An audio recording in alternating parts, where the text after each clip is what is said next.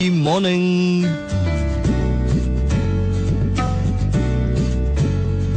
એવી જૂની કેટલી વસ્તુઓ યાદ આવે જે હવે આપણે વાપરતા જ નથી. એક જમાનો હતો એ વસ્તુઓનો, પણ હવે એ કોઈના વપરાશની નથી રહી, કોઈ ખપ નથી એમનો. જેમ કે ફ્લોપીઝ હવે કોણ વાપરે? આઉટ ઓફ ડેટ થઈ ગઈ.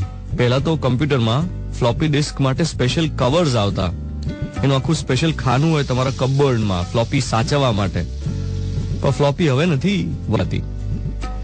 પછી સોય દોરો, બટન ટાંકવા માટે કદાચ કોઈ વાપરતું હોય, પણ હવે ઘરે ઘરે સોય દોરો વાપરતા આવડતો હોય એવી છોકરીઓ નથી જોવા મળતી. સાંબેલું ટોટલી આઉટ ઓફ ડેટ. હાથેથી ઘઉં દળવાની ઘંટી રેલી જોવા મળે. હેન્ડપંપ, પાણીની ડંકી ક્યાંય ના જોવા મળે. લોલક વાળી ઘડિયાળ એ રેર વસ્તુ થઈ ગઈ. પછી પેલા કેમેરાસ ગયા, બ્લેક એન્ડ વ્હાઈટ રોલ વાળા કેમેરા ગયા. ઇન્ક પેન ગઈ, શાહીનો ખડિયો ગયો, સ્લેટ ગઈ, પાટી પેન આઉટ. એલ્યુમિનિયમની સ્કૂલ બેગ, પતરાની પેટી કોઈ નથી વાપરતું. રેલવેના નેરો ગેજના પાટા ગયા.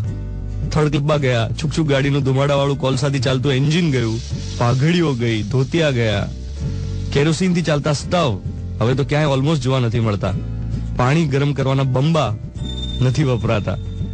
ઘરની આસપાસ મહેંદીની વાડ થતી, એ યાદ છે? મહેંદીની વાડ કરવાની પ્રથા પણ ગઈ. આ બધું કહેવા પાછળનો મોર્નિંગ મંત્ર એ છે કે દુનિયામાં દરેક વસ્તુ એની યુટિલિટીને આધારે ટકતી હોય છે. દરેક ચીજની ઉંમરનો મૂળ આધાર છે એની ઉપયોગિતા અને રેલેવન્સ.